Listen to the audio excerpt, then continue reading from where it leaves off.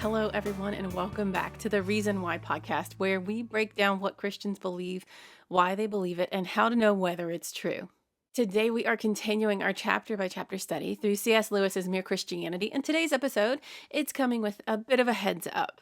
We are going to be talking about sexual morality, specifically what Lewis calls chastity. So, if you've got younger ears and eyes around, this might be one to listen to first and decide if and when to share with them. Now, I'm not naive. I know this is a hot topic in our society, and part of me definitely wanted to find a way to work around it or minimize it. However, I trust the timing of all these chapters, and I fully plan on staying faithful to the flow that Lewis wrote for us. Some of us may be tempted to tune this one out, or on the flip side, tense up and brace for a fight. And I get that. But as with each of the previous chapters, this one not only holds some good nuggets of value, but it also is presented in a way that may surprise you. So I hope you'll stick around for this one, and maybe like me, you'll learn something new or have a new consideration. I want you to know that Lewis's goal here is, well as my own, is not to shame, not to judge, and not to single anyone out. As always, it's to ask a question and discuss the answer, specifically the Christian claim. And that question is, what is sex actually for? And what happens when we move it outside of that purpose? So we're going to start where Lewis did and clear up a confusion that we're still working on today. Chastity is not the same thing as modesty. Modesty, how we dress, and what's considered appropriate behavior, that actually changes depending on culture and time. What's considered modest in one society might not be in another. Travel outside of America and you'll find that out quick. Or hey, even come down here to the South where I am and answer without a ma'am or sir, or break with one of our numerous unspoken hospitality expectations, and you'll be getting yourself a passive aggressive, bless your heart. But chastity is different. Chastity is about what we do with our sexual desire. Sometimes it's easier to define the opposite of something, so Lewis defines unchastity as intentionally arousing sexual desire in ourselves or others outside of its proper place. Now, the first key word there is intentionally, because it's an important distinction. Accidentally attracting attention, that's more like awkwardness or bad manners, according to Lewis. But deliberately stirring up desire in yourself or someone else, that's where the moral issues come in. That could look like how we present ourselves and what we consume, or how we engage with others, especially in a world where so much is designed to provoke desire. Now, here's a piece of advice that he offers up in regards to different generations having different standards of proper behavior. Think of how older generations really look down on the new slang that newer generations use, or how they dress, or how they dance. I know when Elvis Presley came on the scene, ooh, his shaking hips were of the devil. Lewis says if we give each other the benefit of the doubt more often and aim to make others comfortable rather than draw attention, we'd avoid a lot of confusion and conflict here. This point really shows how there is just nothing new under the sun. Looking at our culture today, we see a lot of living and acting however we feel like and taking very little care of how our choices may be affecting others. And on the other side of that coin, lots of people having a very outspoken, disrespectful opinion on the behavior of others. Seems like that self-centeredness was just as prevalent in Lewis's time too. In short, let's be kind to each other and always seek to find common ground where we can and speak the truth in love. So here's the Christian claim and why it's unpopular. Christianity's standard is sex is reserved for marriage. Outside of that, Christianity calls for restraint. Not because sex is bad, but because it believes sex has a specific purpose that only marriage can hold together. And Lewis openly admits this is probably the most unpopular part of Christian morality. And that hasn't changed. And he says that either Christianity is wrong or our sexual instinct has gone wrong.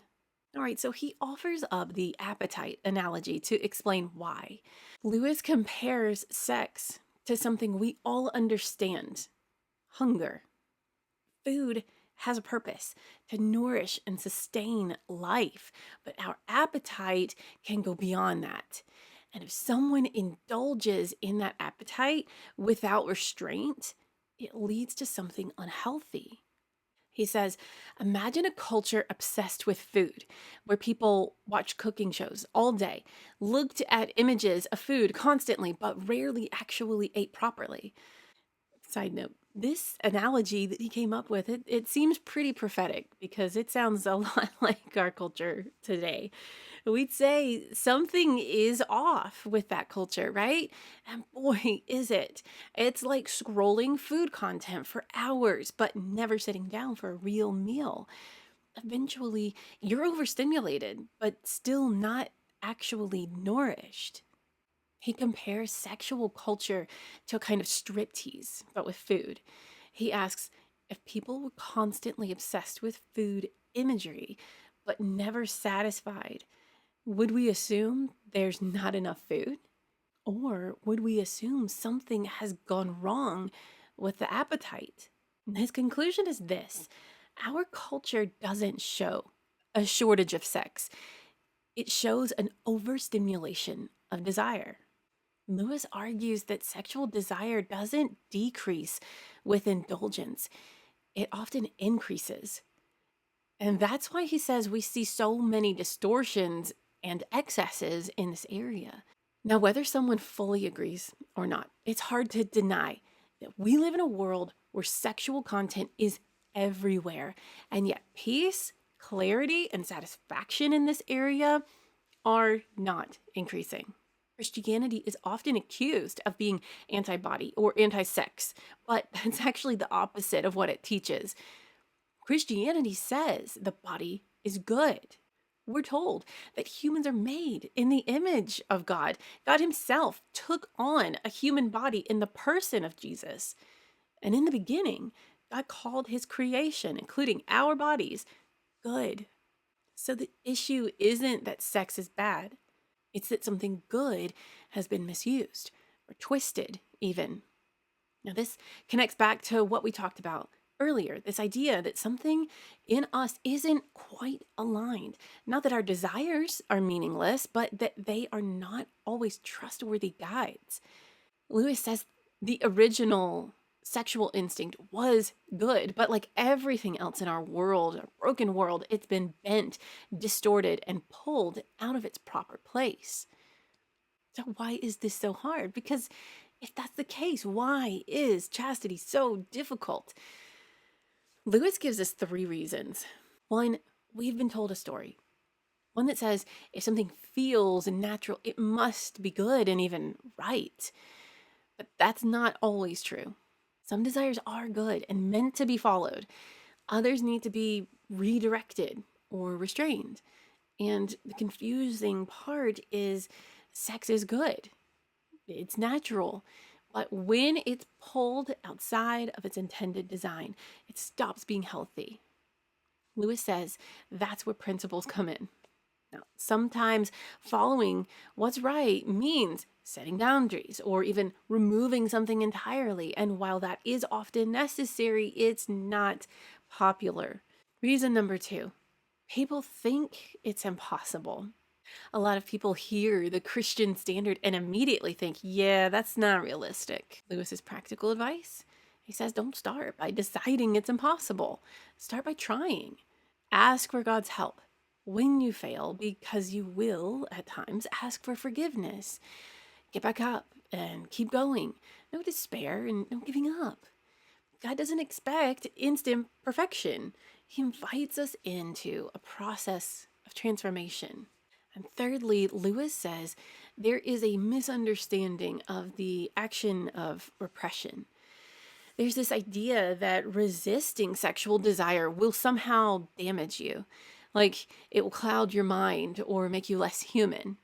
And remember, we talked last chapter how Freud was really big at this point, and Freud just tied everything back to sex. So this was definitely part of the mindset back then, that it would cloud your mind. The repression of those desires would cloud your mind and make you less human. Lewis pushes back on that. He says, in reality, pursuing chastity doesn't bring fog, it brings clarity. Through exercising more control, we become more alive and whole. So zooming out a little bit, what this is really about, Lewis ends this chapter reminding us sex is not the center of Christian morality. It's not the main thing. In fact, he gives a pretty shocking comparison.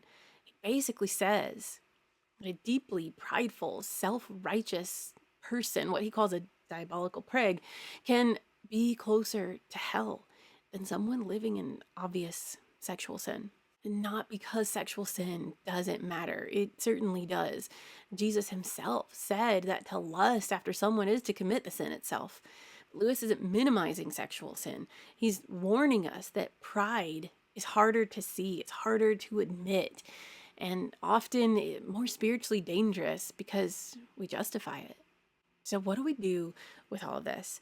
First, this is not about looking around and judging other people. This is about looking inward. It's about asking, what am I feeding in my own mind? What habits am I forming? What am I normalizing that might not actually be healthy? And also, am I extending grace to others the same way I need it myself? This is a tough topic, and I'm sure most of us feel the tension here. Lewis isn't pretending this is easy. He's just saying if Christianity is true, then this area of life matters, just like every other part of who we are. God isn't trying to take something good away from us. He is the one who actually designed it, and therefore he knows how it works best. And it's not that all Christianity is saying, wait, it claims sex is meant to unite two people completely, physically, emotionally, covenantally, in a way that nothing else does. Lewis acknowledges that this chapter has been mostly negative. It can certainly sound like a bunch of don'ts. So next time he's going to go more positive and look at how these ideas of chastity and even justice connect to relationships, specifically marriage. Thank you so much for being here. If this was helpful or challenging or made you think, please share it with someone, because the truth is always worth knowing and sharing. Check out more resources and content on my website and Facebook and Instagram at Seek Truth Here. God bless you guys. I'll see you next time.